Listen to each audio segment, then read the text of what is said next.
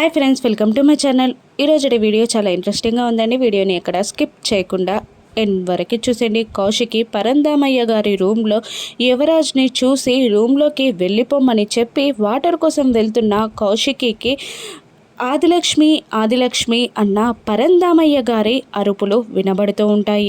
ఎవరా అరుస్తున్నది అని అనుకుంటూ కౌశికి బయటికి రాగానే అమ్మా కౌశి అని పరందామయ్య అరుస్తూ ఉంటాడు. ఇక పరందామయ్య వచ్చి మామయ్య గారు ఏంటిది, ఏం జరిగింది అని అడుగుతుండగా నొప్పి అని అరుస్తూ పరందామయ్య కౌశికి 2 చేతులెత్తి దండం పెడుతూ అమ్మా నన్ను క్షమించమ్మా, నిన్ను అనరాని మాటలని అవమానించాను, నన్ను క్షమించు తల్లి, కౌశికి నొప్పి భరించలేకపోతున్నానమ్మా, తీయమ్మా అని అనగానే అలాగే మామయ్య గారు అంటూ అత్తయ్య, సురేష్, దాత్రి అని కౌశికి అరుస్తూ ఇక పరందామయ్య గారి పొట్టలో ఉన్న కత్తిని బయటికి తీస్తూ ఉంటుంది. ఫ్యామిలీ మెంబర్స్ అందరూ వచ్చేసరికి కౌశికి ఇక కత్తిని బయటికి తీయగానే పరందామయ్య కన్ను మూస్తాడు. శ్వాస ఆగిపోతుంది. ఇక అందరూ హడావుడిగా వచ్చి ఆ సీన్ని చూసి షాక్ అవుతూ ఉండగా ఇక సురేష్ వచ్చి పరందామయ్య తలని తన ఒళ్ళో పెట్టుకొని పల్స్ చెక్ చేస్తూ ఉంటాడు. అప్పటికే పరందామయ్య పల్స్ ఆగిపోతుంది. ఇక కౌశికి ఇలా అరుస్తూ ఉంటుంది, సురేష్ తొందరగా అంబులెన్స్కి కాల్ చేయి అని అరుస్తూ ఉండగా ఇక నాన్నగారు చచ్చిపోయారు కౌశికి అని సురేష్ అనేస్తాడు. దాంతో కౌశికి షాక్ అవుతుంది. అప్పుడే అక్కడ వైజయంతికి కౌశికి పరందామయ్యను బెదిరించిన సిచ్యువేషన్ గుర్తొచ్చి ఏంటమ్మీ అది, ఏదో 4 మాటలు అన్నాడని అలా కడుపులో పొడి చేస్తావా, చంపేస్తావా, మామయ్య అంటే నాన్నతో సమానం అంటారు కదా, ఆ మాత్రం 4 మాటలంటే ఇంత కసి తీర్చుకుంటావా అని వైజయంతి కౌశికిని తిడుతూ ఉండగా ఇక కౌశికి కూడా షాక్ అవుతూ ఉంటుంది. దాత్రి, అత్తయ్య గారు ఏం మాట్లాడుతున్నారు మీరు, వదిన గుచ్చి తెలిసే ఇలా మాట్లాడుతున్నారా, వదిన ఎవరినైనా ఎందుకు చంపుతుంది, వదిన గుచ్చి తెలిసి మీరు ఇలా మాట్లాడుతున్నారంటే మీకు పిచ్చి ఎక్కిందా, నాకు అర్థం కావట్లేదు అని దాత్రి వైజయంతిని తిడుతుండగా మళ్ళీ వైజయంతి ఏంటమ్మీ కళ్ళారా చూసింది కూడా నమ్మకూడదా, కౌశికి కథ పరందామయ్యని కడుపులో పొడిచింది, మన కళ్ళ ముందు జరిగింది కూడా మనం నమ్మకూడదా, నేను నమ్మితే నీ మెదడుకి ఏమైంది అంటున్నావా, నీ మెదడు ఎక్కడ పెట్టుకొచ్చావో నాకు అర్థం కావట్లేదు అని వైజయంతి దాత్రిని తిడుతూ ఉంటుంది.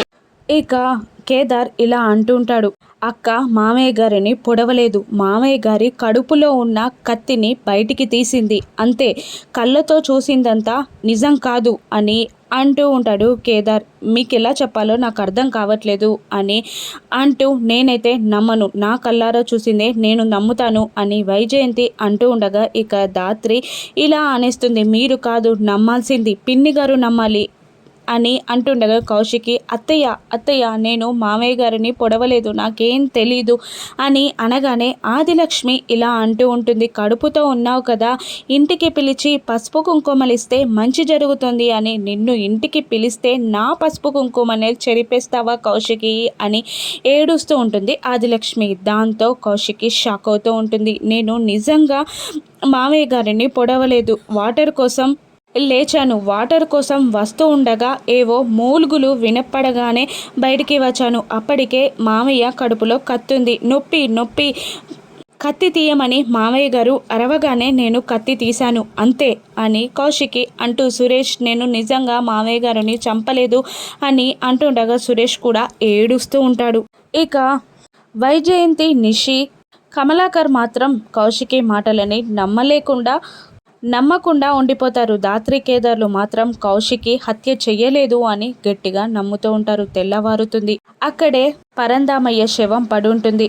ఇన్వెస్టిగేషన్ కోసం పోలీసులు అక్కడికి వచ్చి ఆధారాలన్నీ సేకరిస్తారు. అక్కడున్న ఎవిడెన్స్లన్నీ కలెక్ట్ చేస్తారు. కత్తిని, మిగతా ఉన్న ఆధారాలన్నీ సేకరిస్తారు. ఆ తర్వాత ఫొటోస్ కూడా తీస్తారు. సురేష్ దగ్గరికి వచ్చి మీకు ఎవరిపైన అయినా అనుమానం ఉందా అని సురేష్ని అడుగుతూ ఉండగా ఇక సురేష్ లేదు, నాకు ఎవరిపైన అనుమానం లేదు అని అనగానే కాదు మరి ఒకసారి గుర్తు తీసుకుని మరీ చెప్పండి, మీ నాన్నగారికి ఎవరైనా శత్రువులు ఉన్నారా అని అడుగుతుండగా మా నాన్నగారికి కోపం ఎక్కువనే ప్రేమ కూడా ఎక్కువనే. చిన్న చిన్న గొడవలు రావడం సహజం, కానీ అవి తొందరలోనే సమసిపోతాయే తప్ప హత్యలు చేసుకునే అంత శత్రుత్వం ఎవరితోనూ లేదు అని సురేష్ అంటూ ఉండగా, ఇక మీరే అలా దోషిని వెనకేసుకొస్తే ఎలా అని అంటూ ఉంటాడు పోలీస్ ఆఫీసర్. కరెక్ట్గా అడిగారు ఆఫీసర్ అంటూ నిషి అక్కడికి వచ్చి ఏదో చెప్పపోతూ ఉండగా, ఇక ధాత్రి అడ్డుపడుతూ ఉంటుంది. నీకేం తెలీదు నిషి,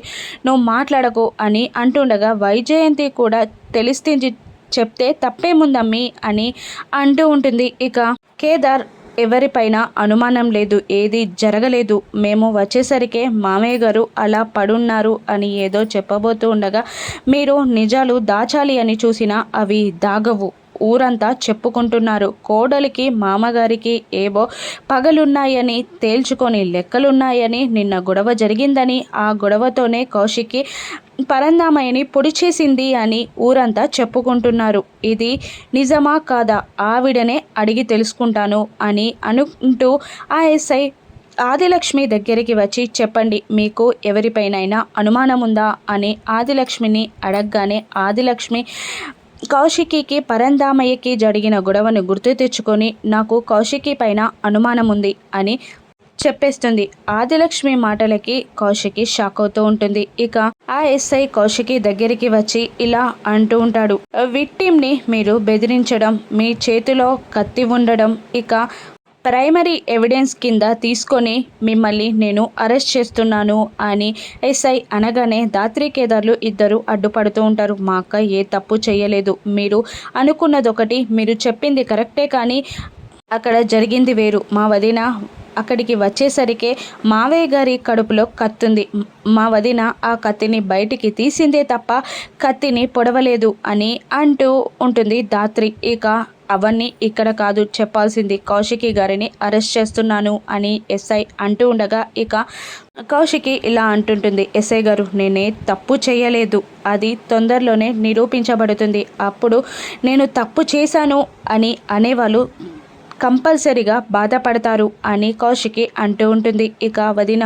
మీరేం భయపడకండి అని అంటూ ఉంటుంది ధాత్రి. ఇక పోలీసులు అరెస్ట్ చేసి తీసుకెళ్తూ ఉండగా నిషి, వైజయంతి, కమలాకర్ సంతోషపడుతుండగా యువరాజ్ మాత్రం కాస్త ఫీల్ అవుతూ ఉంటాడు. ధాత్రి, కేదార్లు, భాగ్య, సురేష్ కౌశికి ధైర్యం చెప్తూ ఉంటారు. ఇక కౌశికిని పోలీసులు అరెస్ట్ చేసి తీసుకెళ్ళిపోతారు. యువరాజ్, కమలాకర్, వైజయంతి, నిషి నలుగురు రూమ్లోకి వెళ్ళి మాట్లాడుకుంటూ ఉంటారు. ఈలోపు మనం కంపెనీలో వాళ్ళందరినీ మన వైపు తిప్పుకొని మనం కంపెనీ హ్యాండ్ ఓవర్ చేసుకోవాలి అని కమలాకర్ అంటుండగా, అవునమ్మి అదంతా నిజమే, అలాగే జరగాలి అని వైజయంతి కూడా సపోర్ట్ చేస్తూ ఉంటుంది. అదంతా చేస్తుంటే వదిన ఊరుకుంటుందా అని నిషి అంటూ ఉండగా, కౌశికి కేసు గురించి మాత్రమే ఆలోచిస్తుంది, కంపెనీ గురించి ఆలోచించదు అని కమలాకర్ అంటుండగా, మనం చేస్తుంది తప్పు అని నాకు అనిపిస్తుంది అని యువరాజ్ అనేస్తాడు. ఏంటి ఎందుకు అలా మాట్లాడుతున్నావు, ఇదంతా మన ఆస్తి,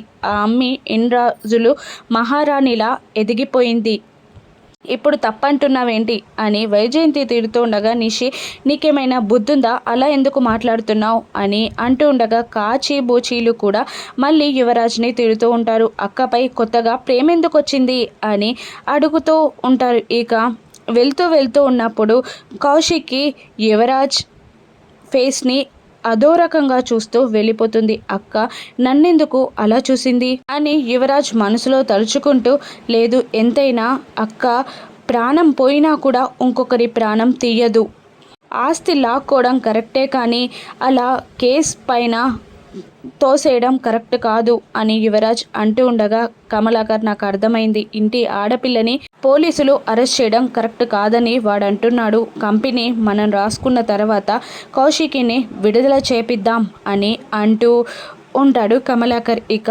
ఆలోపే ఎవరో వచ్చి ధాత్రి, కేదార్లు కౌశికికి బెయిల్ ఇవ్వడానికి వెళ్తున్నారు అని అనగానే, నేనుండగా అది జరగదు అని అంటూ కోపంగా వైజయంతి బయటికి వస్తూ ఉంటుంది. ధాత్రి, కేదార్లు సురేష్ దగ్గరికి వెళ్ళి వదినకి బెయిల్ ఇవ్వడానికి మేము వెళ్తున్నాం అని అంటూ ఉండగా సరే అని సురేష్ తల ఊపుతుండే లోపే వైజయంతి బయటికి వచ్చి ఎక్కడికి వెళ్ళేది, ఎవరు వెళ్ళకూడదు, ఇంట్లో నుండి ఎవరు కాలు బయట పెట్టకూడదు అని వైజయంతి అరుస్తూ ఉంటుంది. ఇక ధాత్రి షాక్ అవుతూ వైజయంతిని చూస్తూ ఉండిపోతుంది. ఇక ధాత్రి కేదార్లు ఆ నేరం చేసింది ఎవరు, పరందామయ్యని పొడిచింది ఎవరో కనిపెట్టగలరా, బెయిలిచ్చి కౌశికిని బయటికి తీసుకువస్తారా? రాను ఎపిసోడ్స్లో చూద్దాం. Thank you for watching.